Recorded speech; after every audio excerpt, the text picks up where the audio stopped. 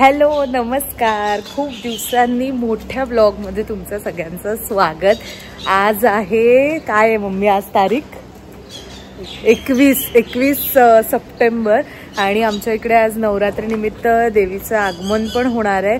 पण त्याआधी आम्ही चाललोय शॉपिंगला, साड्यांचं शॉपिंग आहे, त्याच्यामुळे म्हटलं तुम्हाला जरा इंटरेस्टिंग वाटेल म्हणून मी हा ब्लॉग आजचा बनवते। मम्मीला घे, मम्मी हाय बोल। मम्मीला घेऊन चालले, दुपारची संडेची झोप सॅक्रिफाईस करून। बघा पाऊस झालाय सुरू।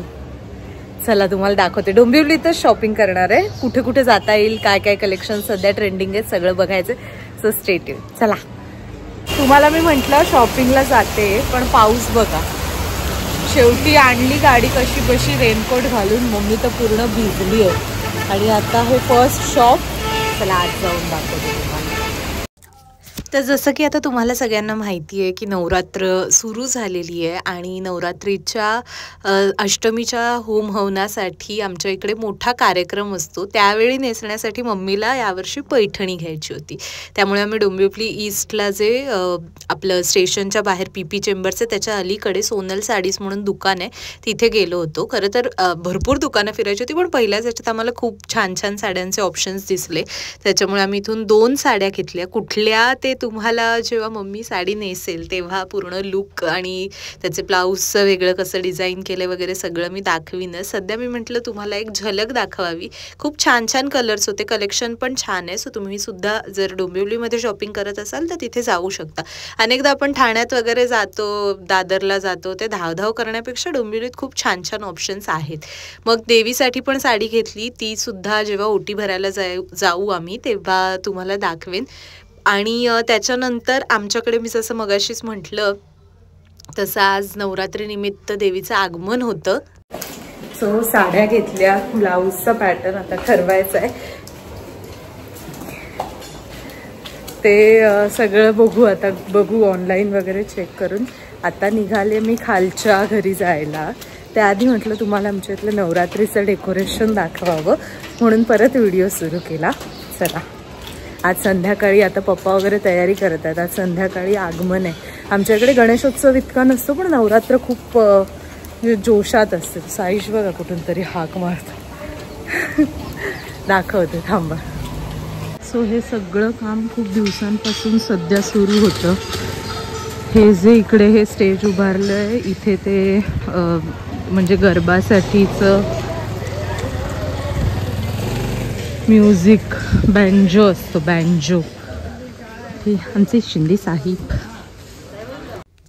आमच्याकडे ना यापूर्वी अनेक वर्ष ट्रकमधून देवीची मूर्ती आणली जायची आणि ते आगमन मिरवणूक जशी असते तशी, पण आता मागच्या काही वर्षांपासून हे ट्रॉली सिस्टीम केली आहे आणि मग ही सगळी जी मुलं आहेत ती सगळं डेकोरेशन करायला तिथे थांबले होते। एरियातलीच लोक आहेत ज्यांच्याकडून हे सगळं डेकोरेशन दरवर्षी केलं जातं। किती सुंदर शेडमध्ये, म्हणजे मला यावेळेस ना थोडा क्लासी टच असलेलं डेकोर वाटलं, म्हणजे मला पर्सनली वाटलं। तुम्ही तुमचे लुक, तुम्हाला जे मत आहे ते तुम्ही अर्थातच देऊ शकता। एक सांगायची बाब म्हणजे ही मुलं सगळी म्हणजे कामावर जाणारी अशी वर्किंग आहेत आणि तरी सुद्धा ते एवढा वेळात वेळ काढून, जसं गणपतीचा अनेक ठिकाणी उत्सव असतो तसं आमच्या इथे नवरात्र फार जोशात केली जाते। बाय द वे, हे आमच्या पप्पांचं नाव।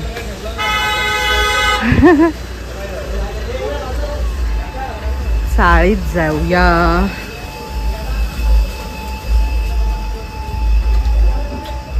आणि आता आले मी खाली म्हणजे चाळीतल्या घरी। मी खूप आधीच्या ब्लॉग्समध्ये सांगितलंय की आम्ही जस्ट म्हणजे जवळच एका चाळीमध्ये राहायचो। म्हणजे मी माझ्या लाईफमधली जवळपास 25 का 24 वर्ष मी इथे राहिले आणि नंतर तर इथून ना जस्ट बाहेर पडलं की लगेच मंडळ आणि देवी, ह्या घराच्या खिडकीतून पण देवीचं दर्शन व्हायचं। अर्थात नंतर ते पडदा लावायला लागले।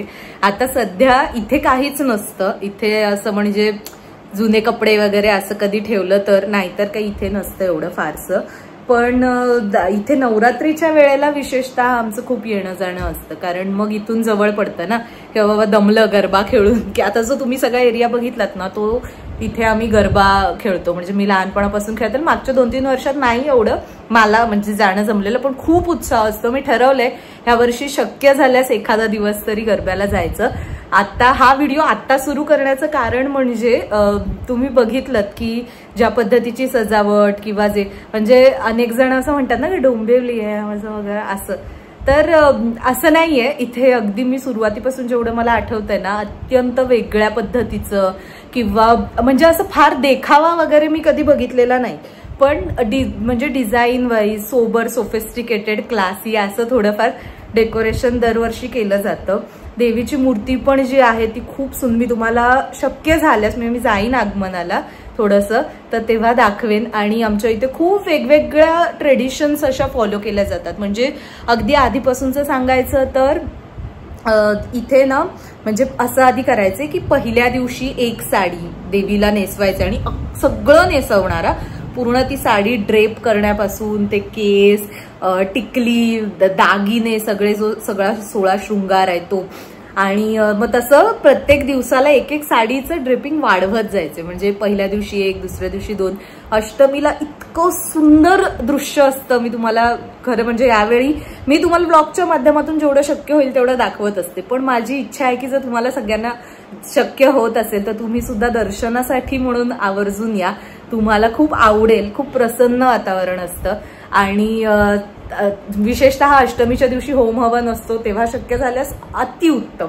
जर तुम्ही कल्याण डोंबिवली परिसरात राहत असाल तर इथे तेलकोसवाडी मधल्या आशीर्वाद मित्रमंडळाच्या आमच्या इकडच्या देवीच्या दर्शनाला सुद्धा आवर्जून या. आणि येस, आता बघू इथून थोडं म्हणजे इथे साफसफाई करायला म्हणून आले, आता जाणार परत आणि देन आगमनाच्या वेळेस मी तुम्हाला दृश्य दाखवते. हेच मगाशी होतं ते आणि आता असं एवढं डेकोरेशन झालेलं आहे. कॅमेरा खूप फास्ट चलतोय मला माहिती आहे.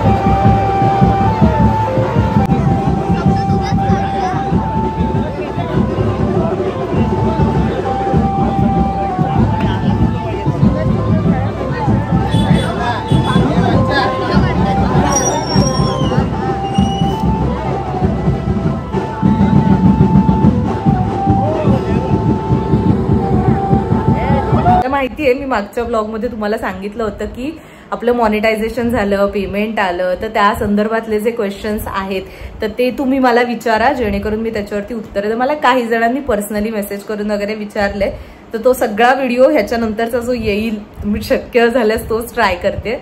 पण लेट्स सी, आज जरा सगळं छान छान येतं म्हटलं ब्लॉग करूया.